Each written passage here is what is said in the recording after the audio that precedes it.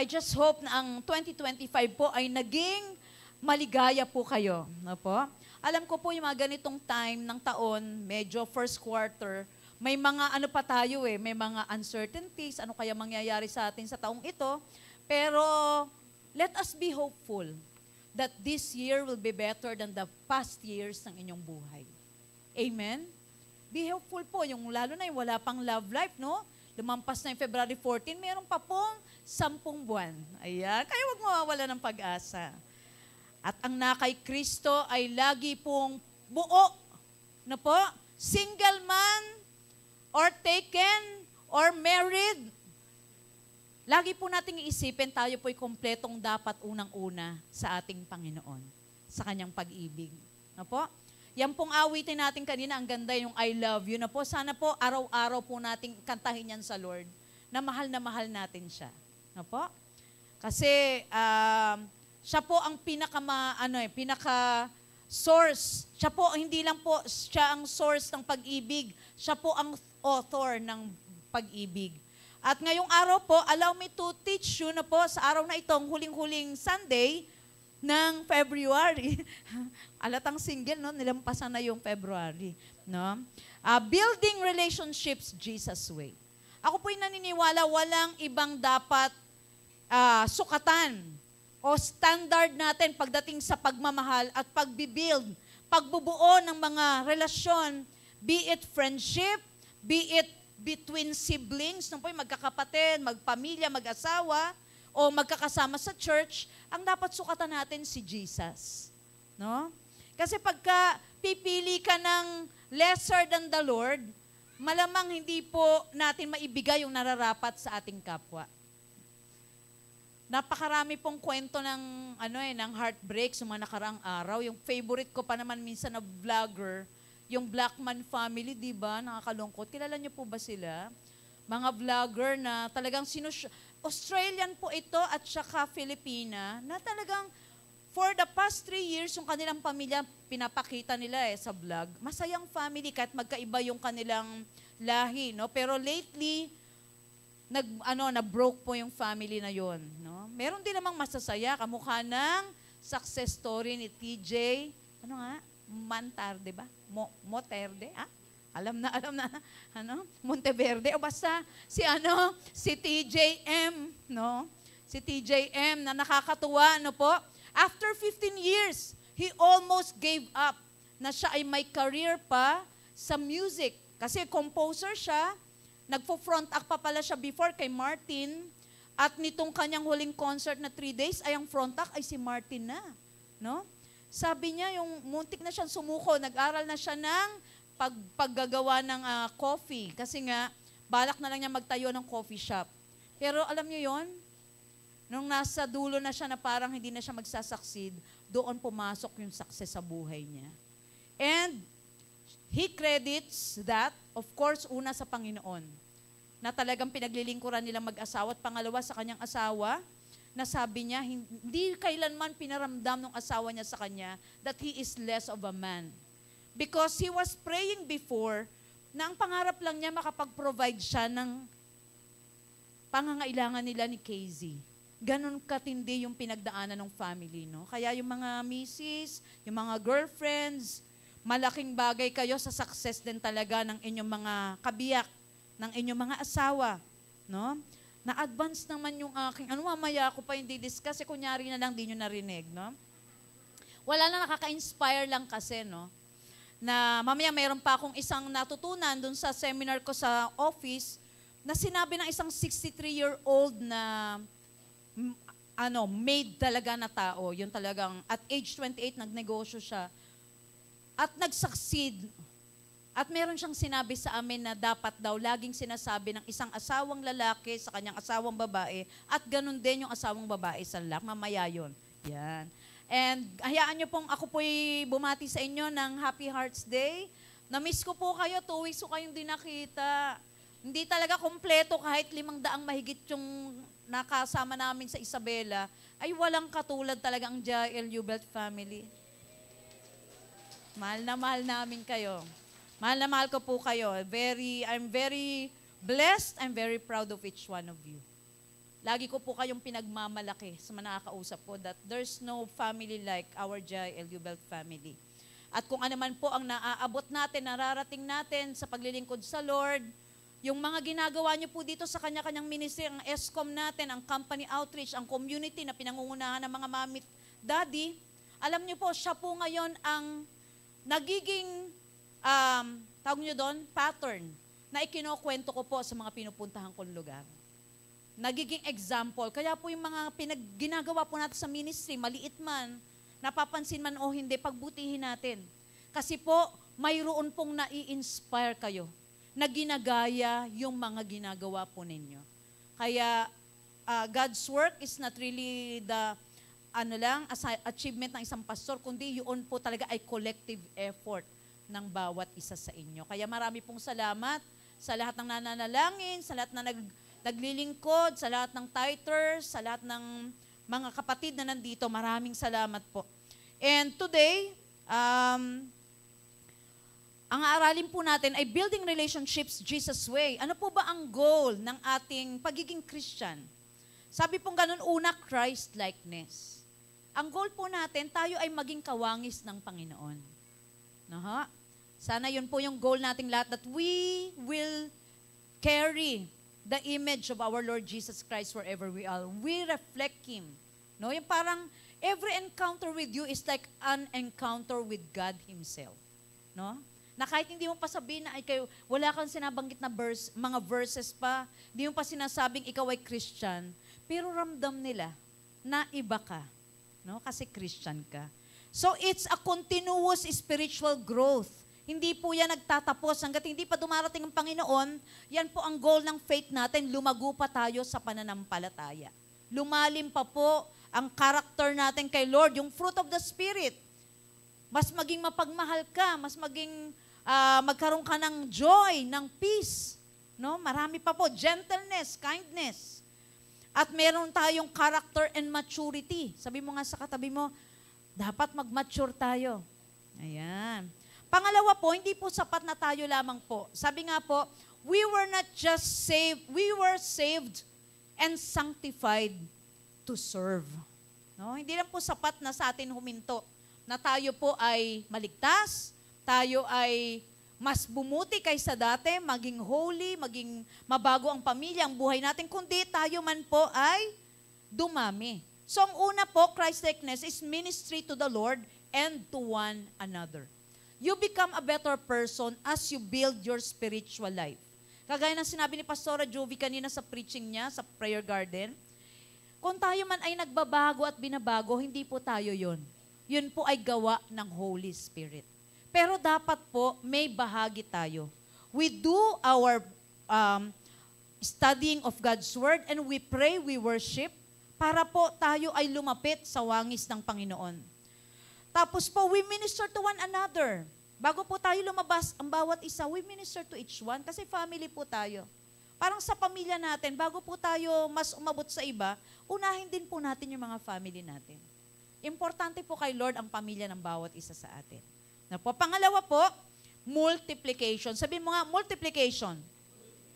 Ito yung ministry to the world. Ito yung Great Commission that we are called to reach out to more people. Pag-pray po natin, nag-start na, ngayon po ang ating YAN, I think nasa 4 na po sila. YAN BGC, company outreach po natin, YAN Manila, YAN Ortigas, ano nga yung isa pa? YAN Makati, yan po, bagong panganak yung YAN Makati. So everyone working sa mga area po na yan, makipag-usap lamang po kayo sa ating YAN team no po, sa panguna ni Sister Marie, para doon po sa workplace nyo, maka-attend kayo. Weekdays po yan, karamihan po ay Thursday. Kasabay po ng Thursday din na gathering ng ating mga mommies online at ng mga fathers po natin dito sa Youth Center every Thursday night. No? Kasama po ang mga ESCOM din. So lahat po tayo may pwedeng puntahan sa loob ng isang linggo. Kasi po kung once a week lang po kayo may connection sa mga kapatiran nyo, medyo mahirap po iyon. Kasi along the way, lalo na nagtatrabaho ka, may problema sa bahay, at least sa gitna ng isang linggo, mayroon kang meet up na small group doon po sa mga kapatiran natin para mag-grow tayo. Hindi po tayo mag-grow ng tayo lang. We need each other to grow in the faith, no? We need someone to encourage us, and we can encourage others as well. Kaya po, pangalawa po doon, yung ating multiplication, kailangan po yung mga life groups natin, nag-iaya din po tayo ng mga first-timers. Hindi po pwedeng tayo lang ng tayo, Sunday tayo na naman. Pag nasa school, tayo ulit. Kailangan po, ang ating goal, mayroon pa tayong maabot na ibang mga tao sa paligid natin. Kasi yun po ang goal natin, na marami pang taong mailapit sa ating Panginoon. No po? Like ako po, I thank God for a student who shared the Word of God to me. Dito po sa UE, ang dakilang paaralan ng pamantasan ng silangan. Pamantasan ng silangan, pamantasan ka naming mahal. Yan po ang aming, kayo kabisado niya po ba yung mga hymnyo? Mahal na mahal ko pa yung eskwelahan ko, kundi dahil dyan, hindi po ako nakakilala sa Panginoon. Kaya po napakahalaga nung kahit yung mga kasama nyo sa community, no, pong unang kakilala at kakausapin niya about faith, kayo po. Kaya, eto po, bakit po kailangan natin ng Panginoon? Sabi pong gano'n ng Psalms 127 verses 1 to 2. Kasi po ang pagbibuild ng relationship ay katulad ng parang pagbibuild ng mga tahanan. No? Kaya po ito ang sinasabi ng Panginoon. If God's grace doesn't help the builders, they will labor in vain to build a house. If God's mercy doesn't protect the city, all the sentries will circle it in vain. It really is senseless to work so hard from early morning till late at night, toiling to make a living for fear of not having enough. God can provide for His devoted lovers even while they sleep. Sabi po ng The Passion Translation. Sa NKJV naman, New King James, tapos mamaya Tagalog. Unless the Lord builds the house, they labor in vain who build it. Unless the Lord guards the city, the watchman stays awake in vain. It is vain for you to rise up early, to sit up late, to eat the bread of sorrows, for so He gives His beloved sleep. Tagalog po, kung wala ang tulong ng Panginoon sa pagtayo ng bahay, walang kabuluhan ang pagtatayo nito. Kung wala ang pag-iingat ng Panginoon sa bayan, walang kabuluhan ang pagbabantay dito. Walang kabuluhan ang pagising ng maaga at pagtulog ng gabing-gabi na sa pagtatrabaho upang may makain. Dahil ang Panginoon ang nagbibigay ng mga pangangailangan ng kanyang mga minamahal kahit sila'y natutulog. Wow! Kaya po sana pagising nyo ng umaga, wag po nagwo-worry kayo kung saan kayo kukuha ng pangangailangan. Kasi kahit tulog pala tayo, pinoprovide na ng Lord, magugulat ka. May mga blessing na parating. Bakit? Kasi kahit tulog ka, nagpo-provide ang Diyos sa pangangailangan natin. At higit pa. No, kitang-kita naman po sa ating waistline, sa ating curves at the wrong places, at sa ating pong mga pisngi na bintog, na parang kahapon lang nagpasko. No? Kitang-kita naman natin how the Lord provides. Bakit kailangan nating i-build ang relationship natin ng katulad ng Panginoong Jesus? Dadaanan po natin tatlong, letter L, about Jesus. Una, to build a godly and strong relationship, we should live like Jesus. Sabi mo sa katabi mo, live like Jesus. Mabuhay tayong kagaya ng Panginoon. Sabi ni Lord, dito po, sa verses na ito, pinapakita po na ang Diyos ay nagkatawang tao. Sabi niya, these children, tayo po yon, are people with physical bodies. So Jesus Himself became like them and had the same experiences they have. Jesus did this so that by dying, He could destroy the one who has the power of death, the devil. Jesus became like these people and died so that He could free them. They were like slaves all their lives because of their fear of death. Dahil daw doon, for this reason, Jesus had to be made like us, His brothers and sisters in every way. He became like people so that He could be their merciful and faithful high priest in service to God. Then he could bring forgiveness for the people's sins, and now he can help those who are tempted. He is able to help because he himself suffered and was tempted. Sabing ganun, ang Panginoon nakaka-relate sa atin. Sabi mo nga, naintindihan ka ng Diyos. Sabing ganun, ang Panginoong Diyos nagkatawang tao at sumama sa kanyang mga nilikha. Para daw, nung maging tao siya, He can be a merciful. Ano po yung merciful? Maawain, matapat na high priest natin, yung nagre-represent sa atin sa Diyos Ama. At para patawarin ang ating mga kasalanan. Sabing ganun ngayon, pwede niya niyang tulungan ang mga natitempt, mga tinutukso. Bakit?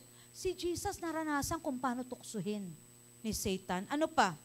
At sabing ganun, kayang-kaya niyang tulungan ang mga tao dahil siya man ay nagdusa at siya man ay tinukso. Kaya may tinatawag po tayong incarnational ministry. Pagka po kayo nag-mission, halimbawa po kami, nag-mission po kami noon sa Cambodia. No, sumama po ako sa team natin na pumunta po sa Cambodia.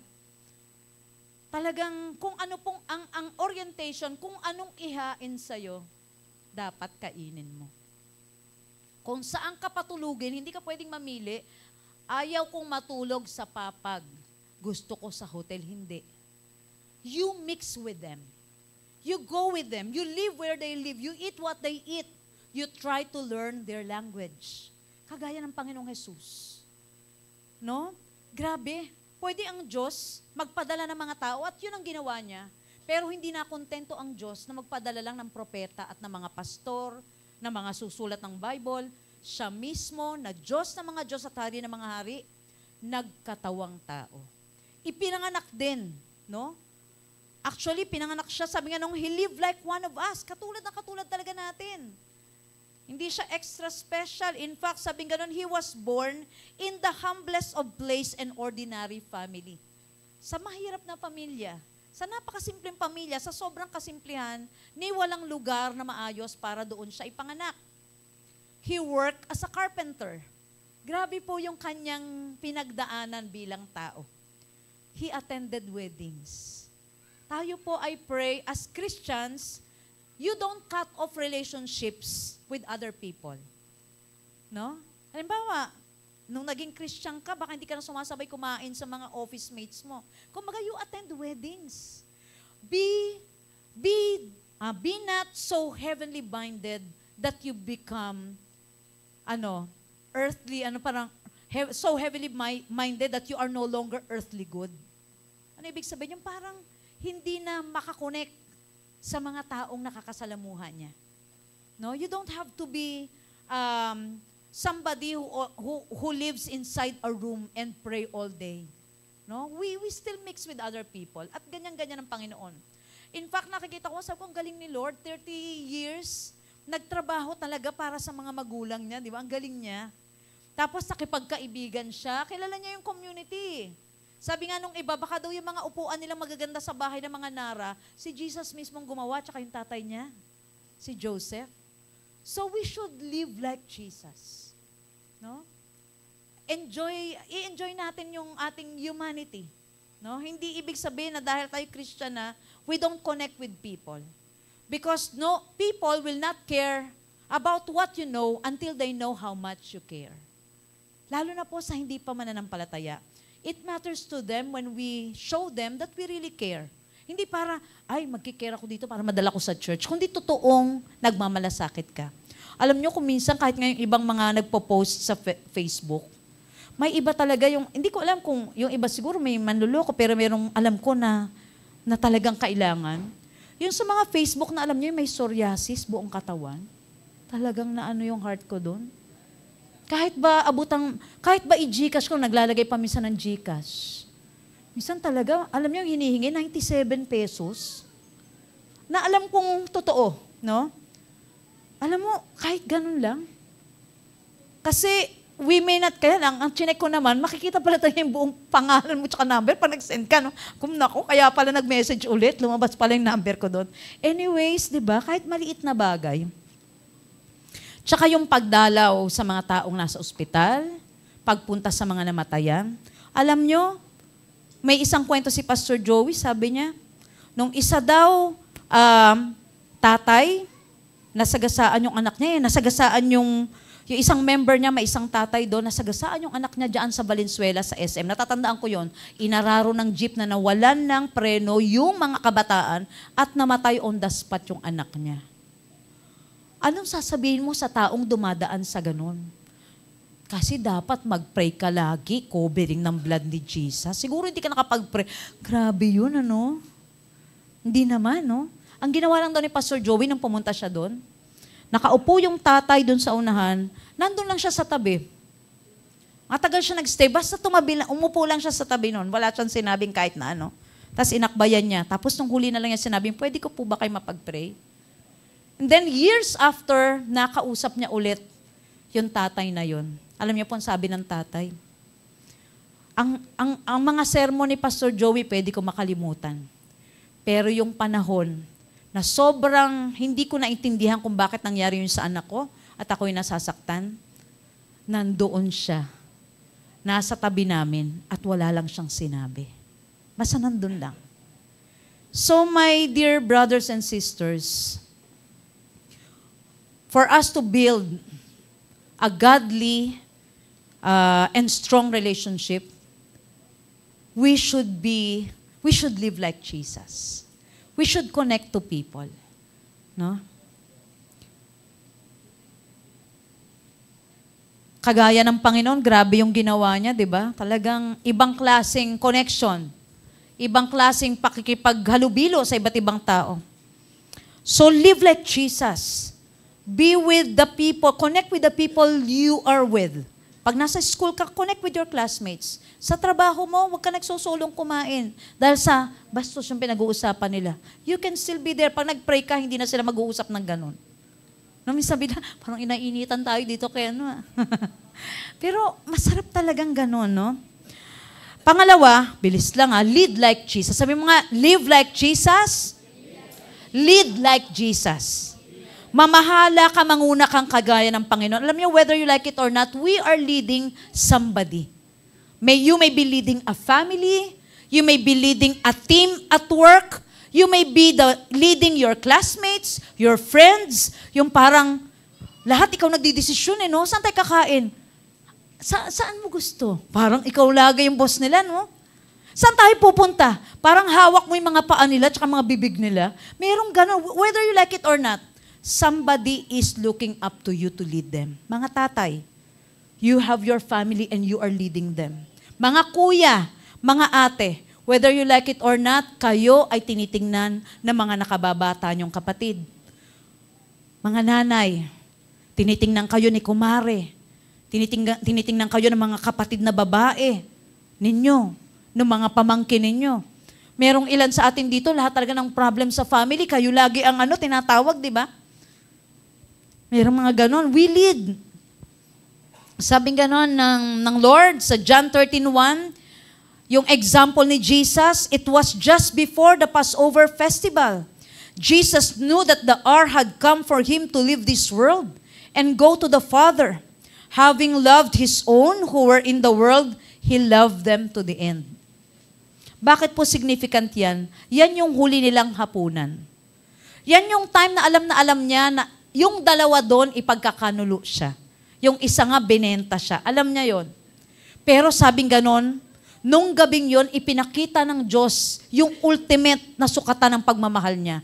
Ano po yun?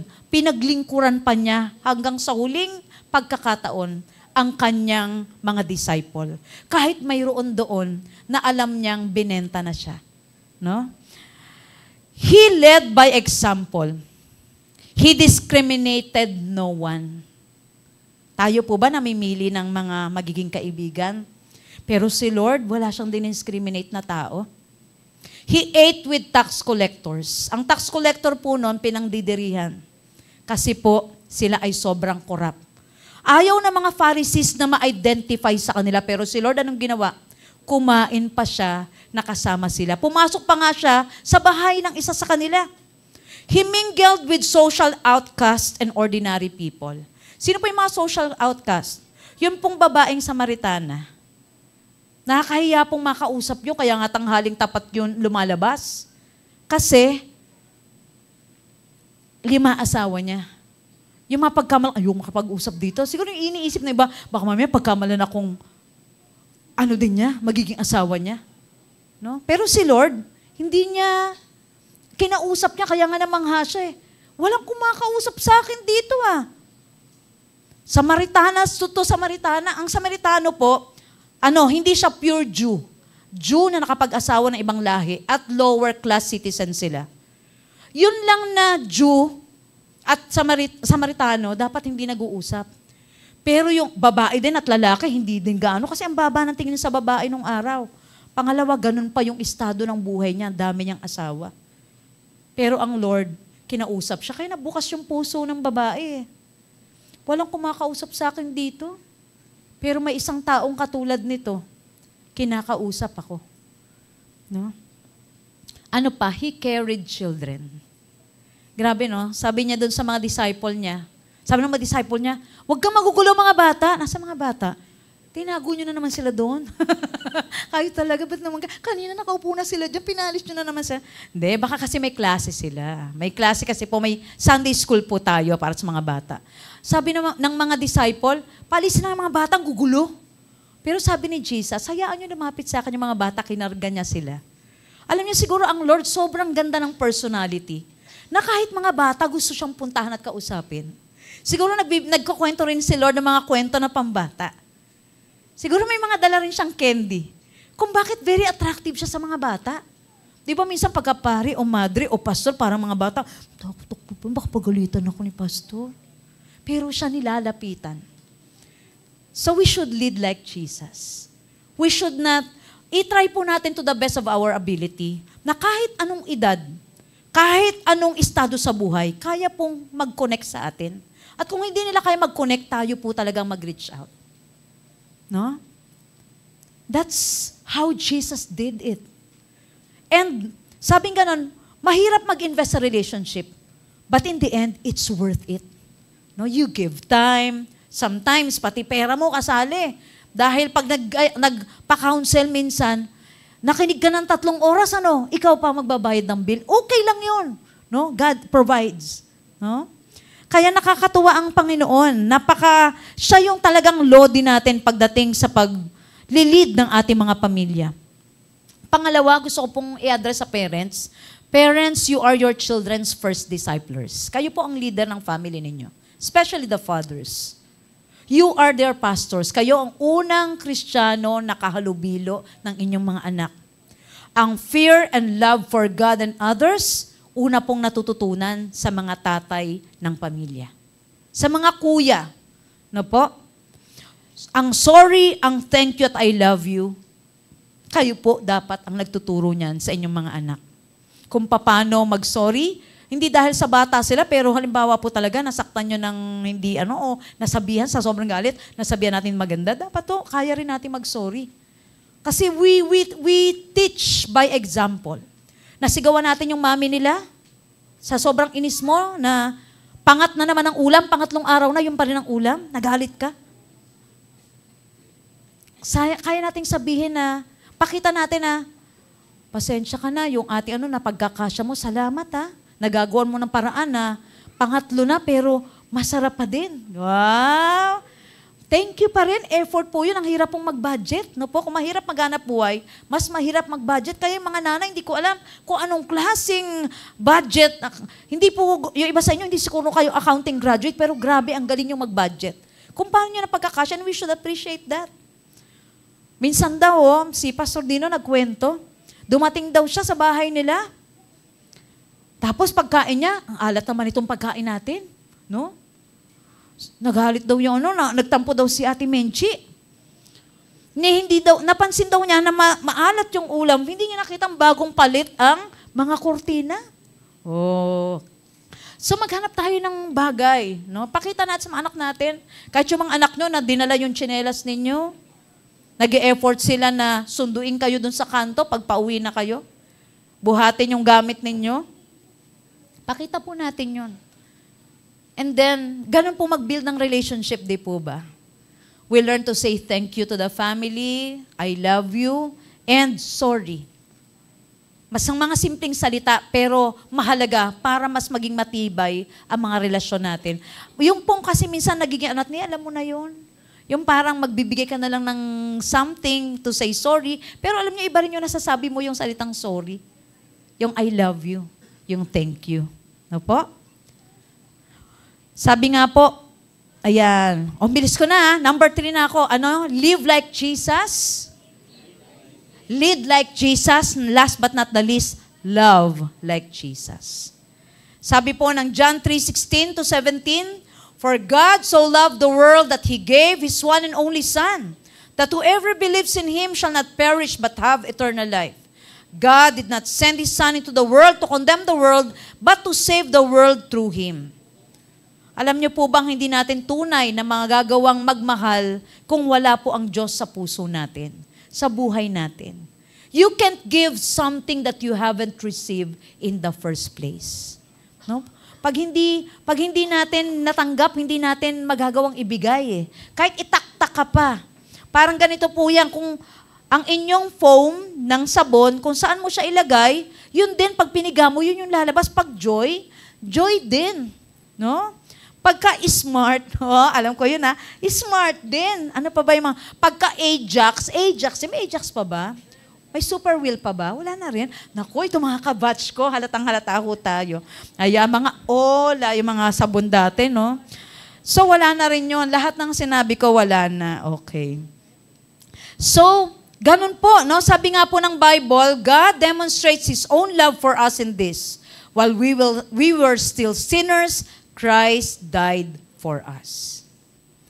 At alam niyo po bang, kahit sa simbahan po, ang pinakamahabang prayer ni Jesus, ay yung prayer na tayo po'y magmahalan at magkaisa. No? Simbahan, pamilya, pagkakaibigan. Sabi nga nun po sa John 17:21 sa ERV, Easy Read Version, Father, I pray that all who believe in me can be one. You are in me and I am in you. I pray that they can also be one in us. Then the world will believe that you sent me. Kaya po kailangan magkakaisa po. Prayer for His own people, for His church to be one, just as He, the Father, and the blessed Holy Spirit are one. Because church is not just about program or physical structures, it's about people. Kaya po minsan may mga konting conflict kasi magkakaiba po tayo ng mga nilalang. Pero yung pag-ibig ng Diyos ang magtatali sa atin para tayo ay magkaroon ng pagkakaisa at pagmamahalan. Sabi po ng John 13:34-35, A new command I give you, love one another as I have loved you. So you must love one another. By this everyone will know that you are my disciples if you love one another. Pag tayo po'y nagmamahalan, mas malalaman ng mundo na tayo ay sa ating Panginoon. Amen? Palakpan po natin ang Lord. Yan. Kahit sa pamilya ninyo. Kung dati kilalang yung pamilya ninyo na lagi nag-aaway-away, pero naging Kristiyano, nagkakaisa, yun po yung sign. Nagiging example na dating gulo ng pamilyang yan. Awayan ng awayan, pero dahil naging Christian sila, nagmamahalan. Yun po ang maganda kaysa yung sabihin, burst pa ng burst, tapos mamaya-maya nagbabangayan na naman sila. No?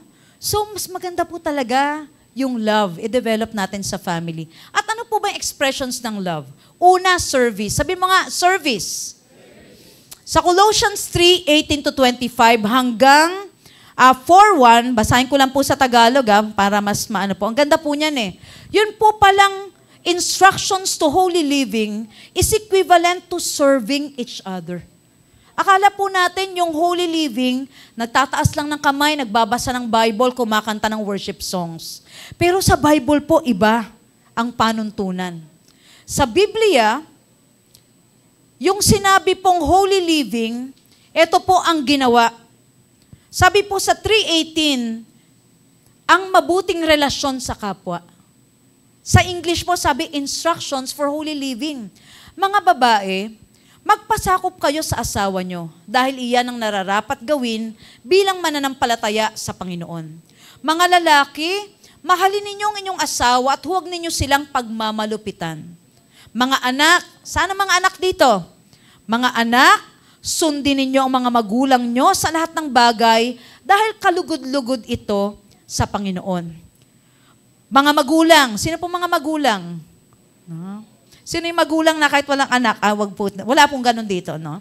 Mga magulang, huwag kayong gumawa ng anumang bagay na ikasasama ng loob ng mga anak ninyo para hindi sila pang-inaan ng loob. Mga alipin, sino po mga alipin? Yung mga empleyado ka ng 12 hours, minsan 18 hours, wala pang OT, talagang feeling. Pero kahit po doon, sabi ng Bible, mga alipin o mga naglilingkod, empleyado, sundin nyo sa lahat ng bagay ang mga amo nyo rito sa lupa. Hindi lang dahil nakatingin sila at nais ninyong malugod sila sa inyo, kundi gawin nyo ito ng buong puso at may takot sa Panginoon. No? Pag ginagawa nyo po, kayo matakot na hindi kayo inkrisan. Maging mabuti kayong empleyado dahil may takot kayo sa Diyos. No? Gawin nyo yung best. Sabing ganon, upang malugod sila. Huwag yung dahil lang nakatingin sila at nais ninyong malugod sila, kundi dahil ginagawa nyo ito ng buong puso. Ano man ang gawin nyo ito ng buong katapatan na parang ang Panginoon ang pinaglilingkuran nyo at hindi ang mga tao. Sa mga workers po, applicable din ito. Alam naman ninyong may gantimpala kayong matatanggap sa Panginoon dahil si Kristo na Panginoon natin ang siyang pinaglilingkuran ninyo. Ang sino mang gumagawa ng masama ay parurusahan ayon sa kasalanan niya dahil ang Diyos ay walang pinapaboran. Sino po dito may-ari ng mga kumpanya? Sino po dito yung boss naman kayo? May pahabol po sa Colossians 4:1. Mga amo, maging mabuti at makatarungan kayo sa mga alipin ninyo. Alalahanin ninyong kayo rin ay mayroong amo sa langit. So, isang pagpapakita po ng pagmamahal ay paglilingkod. Paglilingkod ng tapat, paglilingkod ng buong puso. Ikaw bilang tatay, sa iyong asawa, sa iyong mga anak, ang mga anak din sa pagsunod sa magulang, paglilingkod sa tahanan, yung mga amo, yung mga magkakapatid, so do all for the Lord. No po? Yun po pala expression ng love, yung service. Hindi po pwedeng love mo lang tapos gusto mo ikaw lang lagi, take care, no? Wag po tayong taker lang, lagi. Maghanap din po tayo ng paraan na, how do I serve other people? Paano ko kaya paglilingkuran yung nanay ko? Paano kaya siya sasaya? Pangalawa po, encouragement.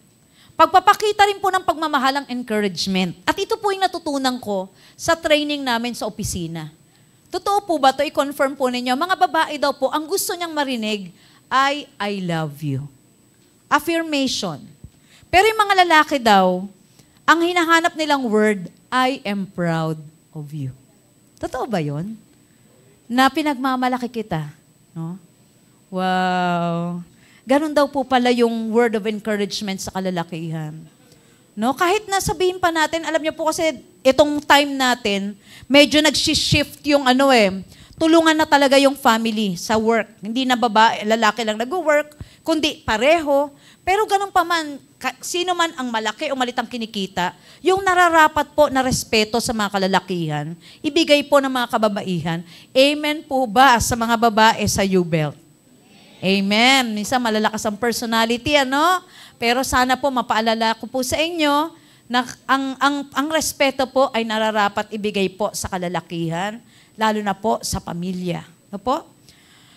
Encouragement. Sabi nga ng Hebrews 10:24-25, let us encourage one another as we see the day approaching. And we encourage other people by our words, no? Sabi ng 1 Thessalonians 5:11, basahin din po natin. Sulat nyo na lang po ibang verses po. Sabi ng 1 Thessalonians 5:11, po, sa Tagalog ko na po binabasa, dahil dito, patuloy ninyong pasiglahin at patatagin ang isa't isa, katulad ng ginagawa ninyo. No? All the more, lalong dapat tayong mag-encourage sa isa't isa kasi grabe po ang panahon natin. Kaya po, I thank the Lord for ESCOM na ang project po nila, yung sentimental po, year 5, kasi po, grabe po ang negative things that are happening around us. Nung nakaraan lang po, I think Tuesday last week, meron pong lumundag dyan sa metulay ng UST Footbridge. Kabataan po yon. No? So, life is tough. Sabi ang ganon, life is tough, so be kind. No po, hindi natin alam kung anong pinagdadaanan ng mga tao. No? Kaya ho, kung maaari, talagang pumili ho tayo ng ating mga salita, lalo't hindi natin gano'ng kakilala yung tao. No? Let us choose our words. Maging sa mga asawa ninyo, sa mga anak, sa mga kapatid, kahit dito sa church. No po? At kung kailangan po ninyo ng tulong, lalo na pagdating sa mental health, no? You approach us po. Nandyan po yung mga life group leaders, nandito rin po ang mga CMT, ang mga minutes, no po, para kayo aming maipanalangin. No po? Kaya po napakahalaga ng encouragement. Lalo na po sa panahon ngayon. Pangatlo po, expression of love is forgiveness. Sabi mo nga, forgiveness. Pagpapatawad. Sabi po ng Ephesians, no po, buksan ko po Ephesians 4. Bakit po? Kasi tayo po ay hindi pa naman mga perpekto. May mga nagko-commit ng mistake, ng mga sin, ng pagkakamali. Pero nandun po nawa, no, expression ng love, magpatawad po tayo sa mga nagkakasala. No po, pag may nag-sorry sa atin, i-release po natin yung forgiveness sa kanila. Sabi po dito, alisin niyo ang anumang samaan ng loob. Galit, pag-aaway, pambubulyaw, paninira sa kapwa, pati na ang lahat ng uri ng masasamang hangarin. Sa halip, maging mabait kayo at mawain sa isa't isa. At magpatawad kayo sa isa't isa, gaya ng pagpapatawad ng Diyos sa inyo dahil kay Kristo. Na po? Sabi nga nung pagka po tayo nakareceive ng pagpapatawad ng Lord, wala rin po tayong karapatang hindi magpatawad sa kapwa po natin. Hindi po madali. Mas madali po siyang i-preach kaysa gawin. Pero alam niyo po, kailangan lamang po gawin natin kahit na ang puso natin lumalaban. So, umpisa po ganun eh. You start, you tell your body and your mind to do what is right. To forgive. No po? At pag nagpatawad po kayo, pag sinimulan nyo, time will come, mararamdaman nyo, wala na yung galit sa puso nyo. Pinapalitan ng Diyos ng pag-ibig. No, wag po ninyong itutulog ang inyong galit. Baka nung isang linggo ka pa galit, hanggang ngayong galit ka pa rin. No po? Alam niyo po, hindi kukunin ng Lord yung mga taong may bitterness sa puso sa rapture of the church. Kailangan po i-resolve natin yan araw-araw. Araw-araw po, indirectly, intentionally, or unintentionally, somebody will offend us. But let us give up the spirit of offense. No po? Pag inalagaan po natin yan, maliit na bagay, magiging malaki. Para po kayo naglalakad na nana. Nakakita na po kayo ng nana? Pag nasagi, anong sabi nyo? Aray! Hindi ka nag-iingat. It's like wearing your emotions on your sleeves. Nandito sa balikat mo lang, daling sagiin. Kaya hingin natin sa Lord yung grace, Lord, kung may pinapaalala ka sa akin ngayon, na naka-offend sa akin at hanggang ngayon, hindi ko mapatawad completely. Give me the grace to release forgiveness. Kasi pag nag-release ka ng forgiveness, ikaw ang unang-unang makalalaya. Amen? Amen. Pwede po bang yumulan tayo saglit bago po ako magpatuloy? Lord, I pray for grace to forgive. Panginoon, mahirap po magpatawad. Pero Lord, for your name's sake, we pray, forgive us our sins as we forgive those who sinned against us. As we forgive those who have offended us and maligned us. Forgive us as we forgive those who have hurt us deeply. In Jesus' name, Holy Spirit, we ask you, deposit love in our hearts. And love is patient. Love is kind. Love does not keep a record of wrongs. Lord, all other things in this world, even hope and faith, will last. But only love will remain. God of love, we ask you, change our hearts today. Hayaan niyo pong bago pa man matapos ang buwang ito na inaalala ng buong mundo ang kahalagahan ng pag-ibig. Sa araw na ito, Lord, we pray for the 1 Corinthians 13 kind of love. A love that forgives. A love that forgets. A love that never gives up. A love that believes the best in other people. Panginoon, salamat po. Release love today.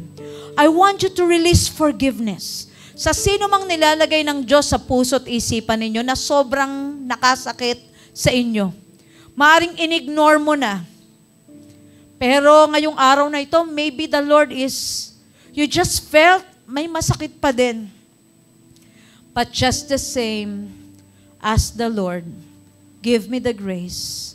I forgive, then tell the name of that person to the Lord. Bless him. Sabi nga ng Lord, i-bless mo yung mga nagpe-persecute sa'yo. I-bless mo yung nakakasakit sa'yo. Hayaan mong ang Diyos ang bahala. Hayaan mong i-bless mo siya na kung nakasakit siya sa'yo, wag na rin niyang maulit at wag na rin siya makapanakit pa sa iba. Give him the grace na mapatawad siya ng Diyos. Makahingi siya ng tawad sa Panginoon. Remember, you are the apple of God's eye. Ang Diyos, mahalaga ka sa puso ng Diyos. Hindi sa'yo ang paghihiganti. Ibigay mo lahat sa Lord. Surrender mo sa Kanya lahat. And Lord, I pray freedom from offense. Any form of offense, be free, my Jael Yubel family. Bless your husband. Bless your wife. Bless your children. Hallelujah. I pray for healing. May God's healing flow from on high and set you free from any form of offense. Hallelujah. Hallelujah.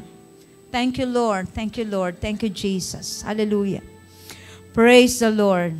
Palakpan po natin ang ating Panginoon. Hallelujah. Hallelujah. Gaano man po kabigat, ano po? Pag-uwi nyo po, meditate 1 Corinthians 13. Sabi nga no, number 4, no po, last po na expression of love, prayer in intercession. Alam nyo po, ang most recorded fervent prayers ay nanggaling sa mga magulang sa Biblia. Ano po? Kaya po mga magulang, never underestimate yung inyong kapangyarihang pagpalain ng inyong mga anak. Ang inyong mga apo, ang inyong mga manugang. Kung papaanong sinasabi natin sa Pilipino, pagka sinumpa ka, di ba? Mabigat din yon doon sa mga anak. Kaya po sa mga magulang, kahit gaano po kasakit yung, alam mo, may mga anak talaga na iba magsalita sa inyo. I pray po, Proverbs, I think it's in 18, verse 25, the power of life and death is in our tongues. And those who love it will eat its fruit. Ang prayer po ay hindi lamang prayer na, Lord, ganito, ganyan, kundi yung word of God dinedeclare mo sa pamilya mo.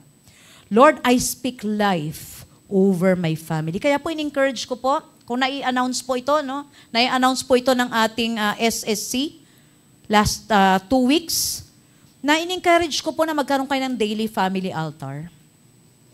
Kung saan po, kahit anong uri ng tinapay o kaya kahit anong uri ng juice, i-declare nyo po lagi na sa mga sugat na tinamo ng Panginoong Jesus, pinapagaling mo ang aming pamilya. Anumang uri ng virus, sakit, karamdaman ay pinapaalis po namin sa tahanang ito. I-release nyo rin po ang blessing sa church, sa body of Christ, sa ating bansa. Mapakahalaga po ng prayer nyo. Parable of the persistent widow. Biro nyo po, nagbigay ang Lord ng example sa katapatan sa panalangin. Sino example niya? Yung nanay na humihingi ng hustisya sa husgado para sa kanyang anak. Luke 18:1, will I find faith on earth? Sabi niya ganun, pag ako'y dumating, meron kayang nananalangin. Pag dumating ako, anong example? Nanay na humihingi ng hustisya. Pangalawa po si Jairus, yung anak niya, mamamatay na sa sakit. Pero dahil sa kanyang pananampalataya, nagtatawanan na po yung sabi ng mga tao, huwag mo nang abalahin. Si Jesus, patay na anak mo. Pero si Jairus po, hindi siya nag-give up. At yung anak niyang patay na ay nabuhay. Opo? Si Hannah po, sa 1 Samuel 1, sa mga humihingi ng anak, no po? Si Hannah, sa sobrang bigat ng damdamin niya, sabi niya, gusto ko nang magkaanak. Anong ginawa niya? Nanalangin siya. Sabi nga, para siyang lasing kasi yung bibig niya, galaw ng galaw, nasa loob siya ng tiyan. Ganyan. Napagkamalan pa siyang lasing ng priest. Yung pala, humingi siya ng baby at binigyan siya ng Diyos ng baby. No? Yung tatay na may epileptic son, sa Matthew 17:14 to 18, sabi nga nung pinapalayas ng mga disciple yung demon spirit. Bakit? Kasi tuwing inaatake siya ng demon spirit, tinatapon ng demon spirit yung anak niya sa apoy. No? Ganon. Napoposes. At ang tatay na ito ay humingi ng kagalingan para sa kanyang anak. Ganon din yung Syrophoenician woman ang may anak din siyang may sakit sa Matthew 15. Dahil sa panalangin ulit ng nanay, sabing ganon, hindi pa ako dapat manalangin para sa'yo dahil ako'y pinadala sa mga Israelita, hindi pa sa mga hindi Israelite. Sabi niya, di ba Lord, ang aso ay pwedeng kumain ng mga nalaglag mula sa mesa ng anak? Sabi niya, grabe yung pananampalataya ng nanay na ito. At the same hour, gumaling po yung kanyang anak. Sa mga magulang po natin, I encourage you, kayo po ay magkaroon ng daily family altar. Meron po tayo sa ating online community, o kaya sabihin nyo lang po ito. Pag nagpe-pray kayo sa yung juice na, sabihin nyo lang po, ang pagbabalot ng banal na dugo para sa aking pamilya, sa kaligtasan at kapatawaran ng kanilang mga kasalanan. Declare lang po natin everyday. Para po, dahil po ang panahon natin kakaiba talaga. Ang daming crimes, ang dami ring, sabi nga, pati yata ang China mukhang meron na naman COVID-like. Pero sa family altar po natin, kami po mismo sa bahay, araw-araw po yan, pinagpe-pray namin kayong lahat. Pinagpe-pray natin ating bansang hindi makapasok ang anumang uri ng virus dito sa ating bansa. No po? Kaya kailangan po natin, kung talagang mahal natin ang pamilya natin, ipag-pray po natin sila. No po, yan ang best gift na pwede niyong ibigay sa inyong mga anak. Your prayers will far outlive you. The most passionate prayer anyone can offer for anyone is the prayer of the parents for their own children. At dito po, sa panghuli, kaloob nga ni Yahweh itong ating mga anak, ang ganitong mga supling pagpapalang mayroong galak. Ang lalaking mga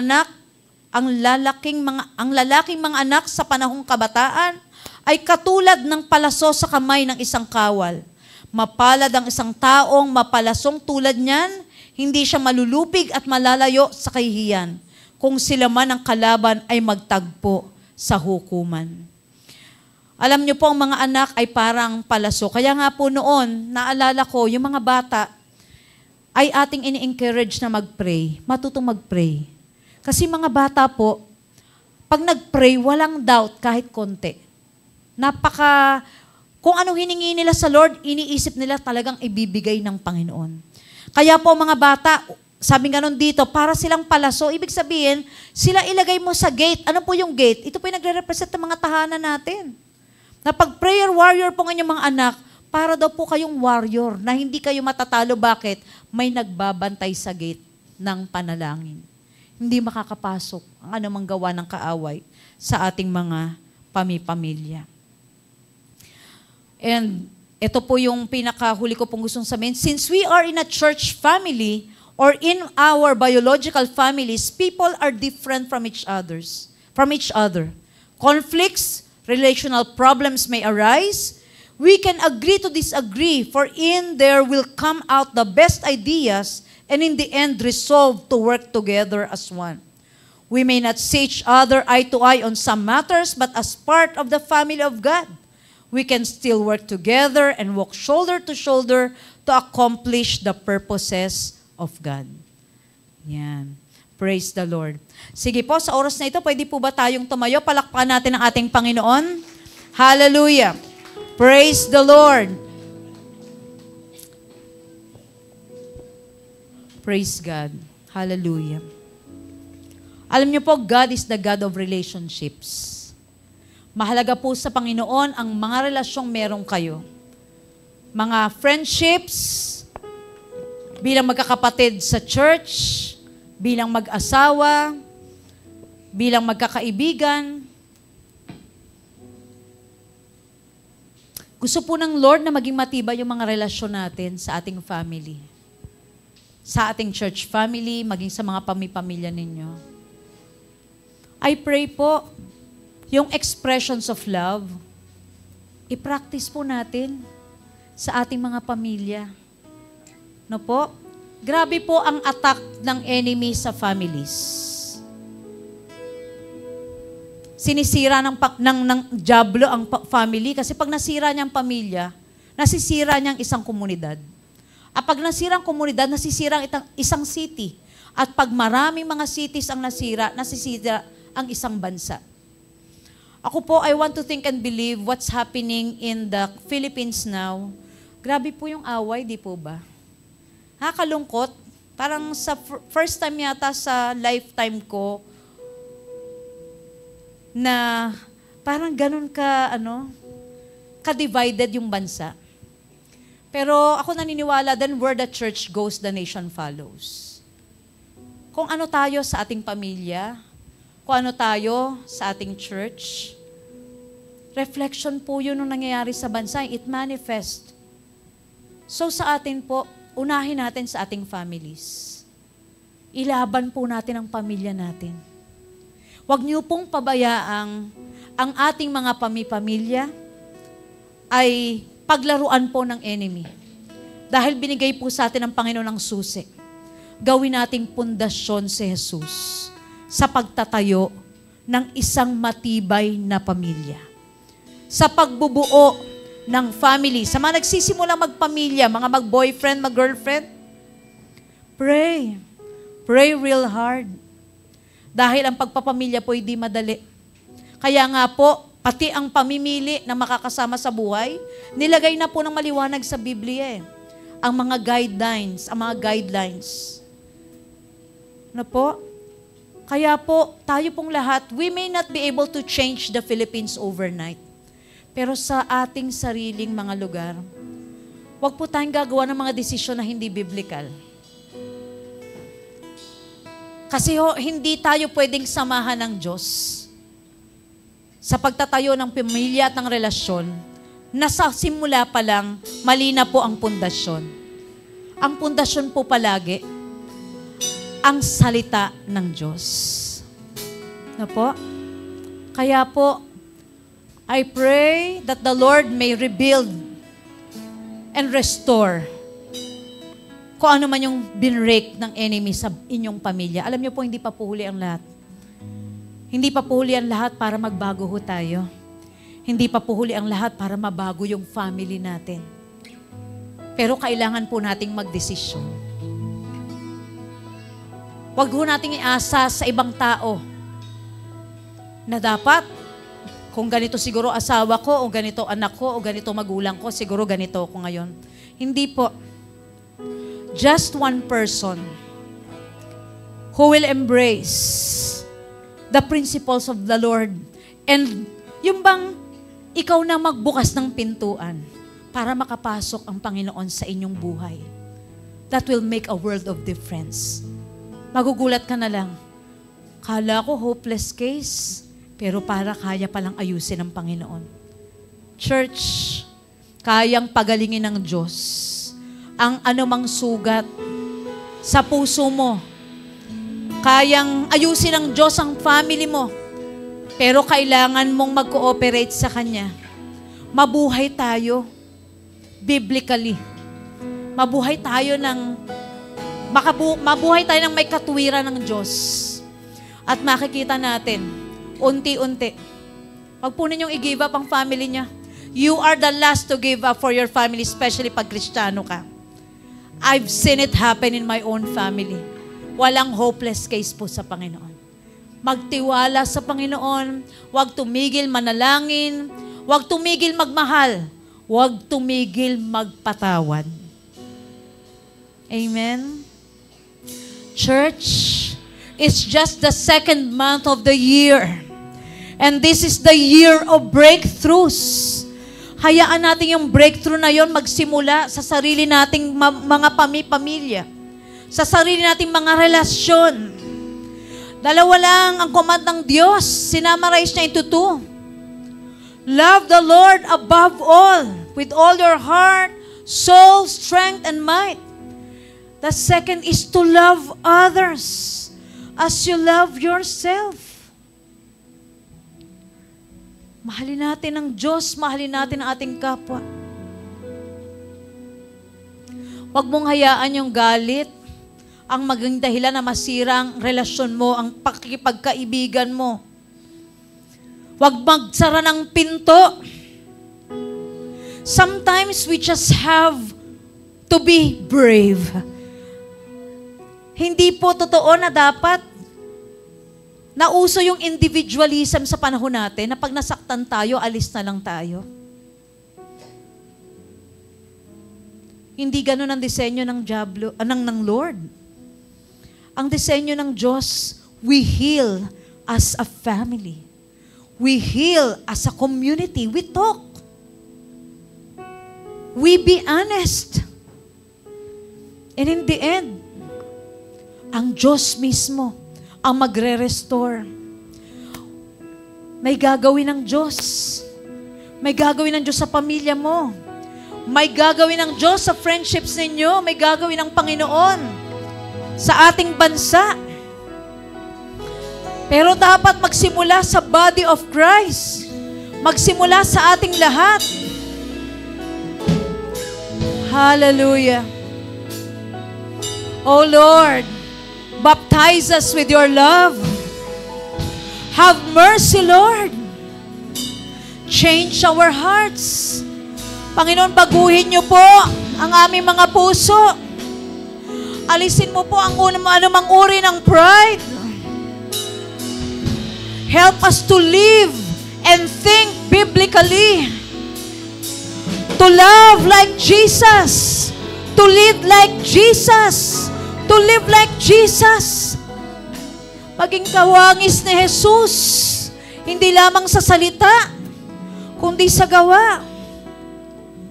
Panginoon, sa oras pong ito, Panginoon, binubuksan namin ang aming mga puso sa iyo.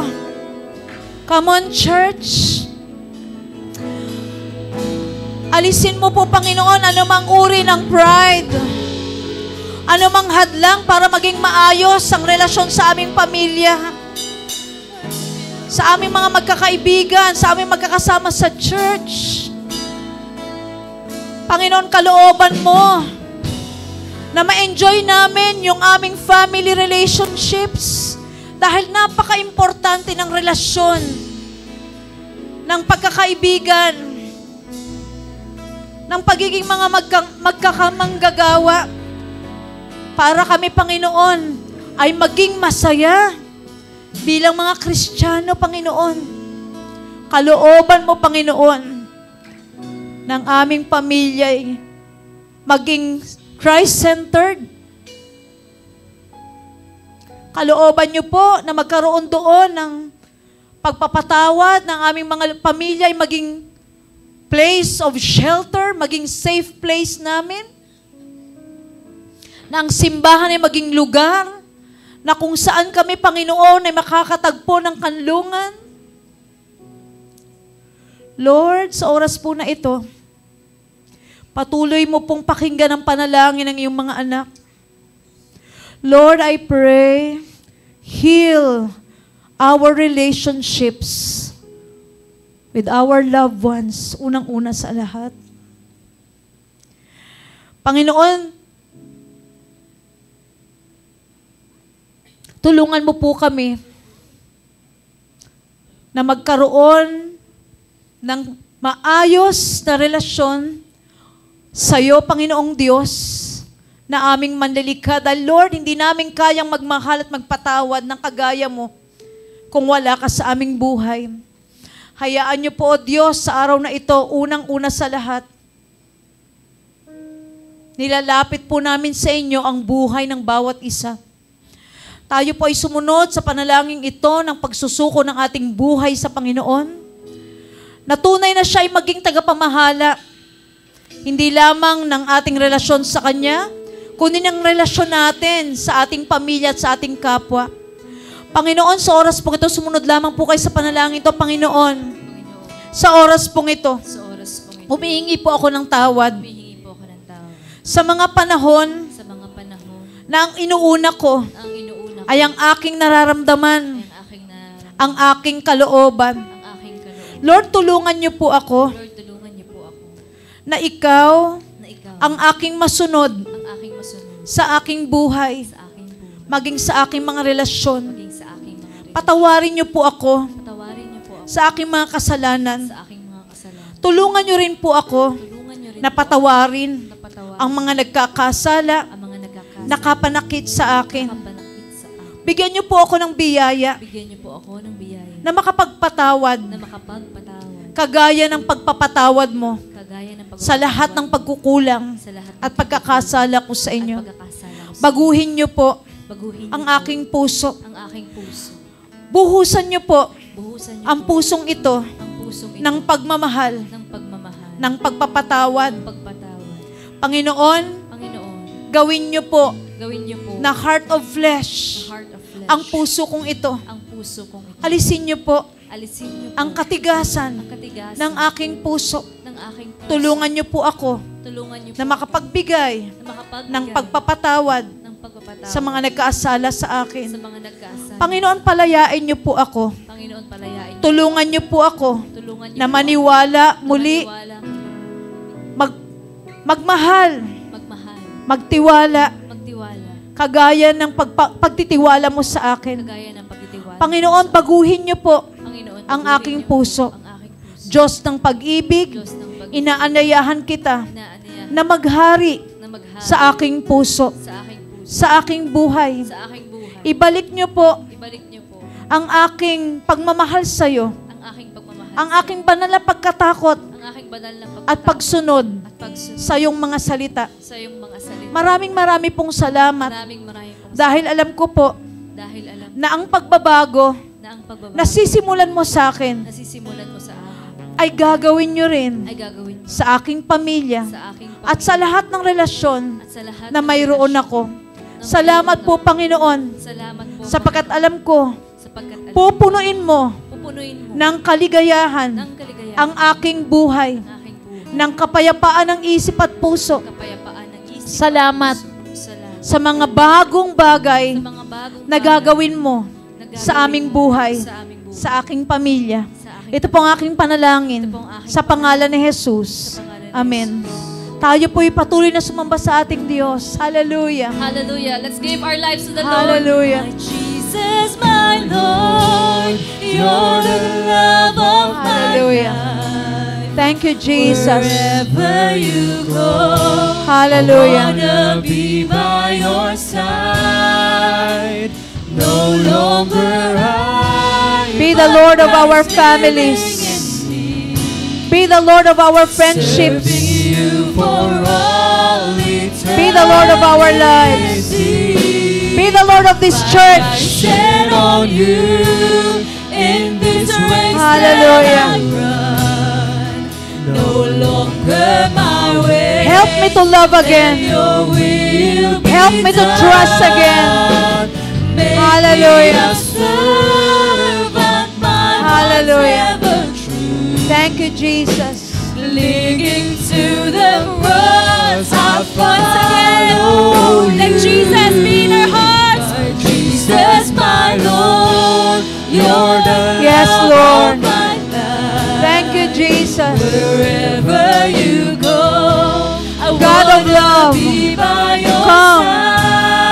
Fill our No cups. longer I, Hallelujah. but Christ living in me, serving you for all eternity. My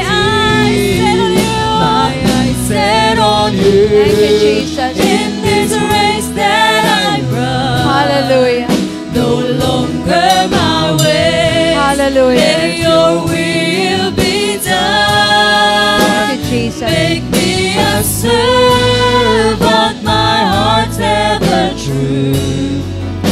Clinging to the cross. Thank you, Lord. Hallelujah. I'll follow you. Yes, Lord. And because of our Hallelujah. hearts, Lord, with all my heart, I will serve Yes, you. Lord. With all my heart, I will love With you. all of our With all my heart, Bless every family, Lord. I will give my all. Be the Lord of our hearts. Be the Lord of our lives. Let's just say, with the Lord of our friendship. I will serve you with all my Hallelujah. heart. I will love Hallelujah. you with all my heart. I will give my Hallelujah. all to you. Sing your love song to the Lord. As for us and our household, we will serve and love the Lord till Jesus comes. Jai Al-Yubal family, we will love and serve the Lord together till Jesus comes. Be the center of our lives. Be the center of our relationships, Lord. Hallelujah. Everything in us, Lord. Ang aming pamilya ay mamahalin ka, Panginoon. Hallelujah. Thank you, Jesus. Hallelujah. Thank you, Lord. Hallelujah. Let's just sing it with our lips. With all my heart, Yes, Lord, this is our prayer. Kami at ang aming mga pamilya, we will serve you till you come again. Kami mga magkakaibigan, mga magkamanggagawa, tatalian mo kami ng pag-ibig ng Panginoong Jesus. We will serve the Lord together with all our hearts. I pray for healing in all aspects. May the Lord heal your wounds. It may have been caused by a family member or by a leader in this church. I pray for healing. Let your love, Lord, heal each and every person inside this place. Yes, with all our hearts, we will love you, Lord. We will love you, Father, Son, and the Holy Spirit. We will not allow anything to come between us, Lord. We will love you. We will love one another. We will love our family. Panginoon, ito po ang aming panalangin. Samahan niyo po kami sa isang mundo, Panginoon, na puno, Panginoon, ng mga bagay na maaaring makapanakit sa amin. Tulungan niyo po kaming isustain ng pag-ibig ng Diyos. Huwag niyo pong hayaan, Panginoon, na mga problemang dumarating sa aming buhay ang magpahina ng pagmamahal namin sa inyo. Lord, let your love heal. Let your love strengthen. Let your love bless. Let your love set people free from anything that holds them.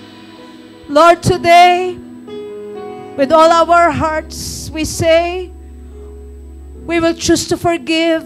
We will choose to love because we love you, Lord, with all our hearts. Panginoon, marami pong salamat sa iyong mga kamay namin tinitiwala ang buhay ng bawat isang naririto. Let them know that your love will be there to see them through, Lord, through the ups and downs of life. Maraming pong salamat sa mga relasyon, Panginoong pinatibay mo. We declare families are being strengthened. We declare ang pagsasama ng mga mag-asawa, Panginoon, ay lalo mong pinatatatag. Lord, pinatatatag mo ang aming relasyon sa bawat isa. The enemy will not prevail because we are one in you. In Jesus' name. Panginoon, salamat po. Salamat sa baptism of love. Salamat sa baptism ng pagmamalasakit sa isa't isa. Lord, even release sensitivity in our hearts na maramdaman namin kung anong pinagdadaanan ng aming mga kapatid. Maipanalangin namin sila, matapik namin sila sa balikat. Give us the grace to also do tough love if needed. Na masabihan namin ang aming mga kapatid kung kinakailangan. Ngunit ng may malalim na pag-ibig. Panginoon, salamat po sa pamilyang ito. Dahil alam po namin, this is our safe place.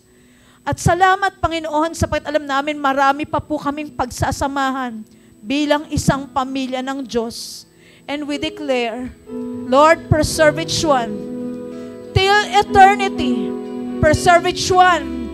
Walang may iwan sa kamay ni Antikristo. Walang may iwan sa gawa ng kaaway. Lord, salamat po.